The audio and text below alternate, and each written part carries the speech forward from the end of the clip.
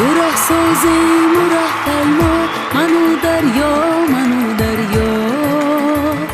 دو همراهیم و دو تنها من و دریا زی یک سر چشم می آیم یک سر چشمه کوهی و پایین ها از آن بالا من و دریا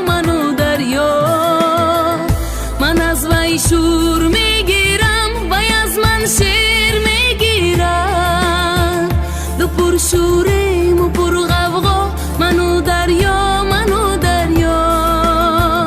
غزل میخواند و من هم پیغام میسازد و من هم دو شاعر دو دلی شیدا من و دریا دو ره سازیم و ره پیما من و دریا دو همراهیم و دو تنها من و دریا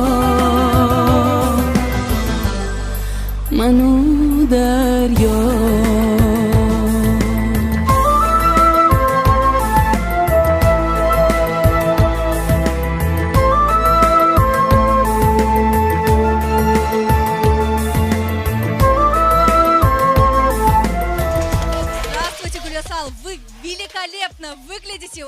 Потрясающее платье! Откуда вы его приобрели? Откройте нам секрет.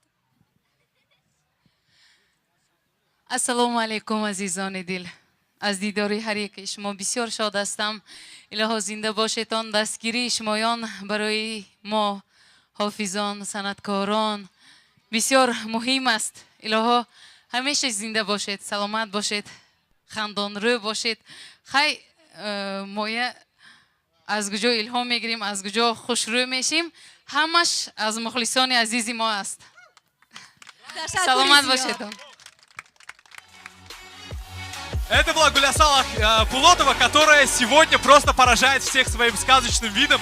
И я надеюсь, что вы будете также продолжать сиять и на сцене, и будете радовать нас своим творчеством. Спасибо большое. Ташакур.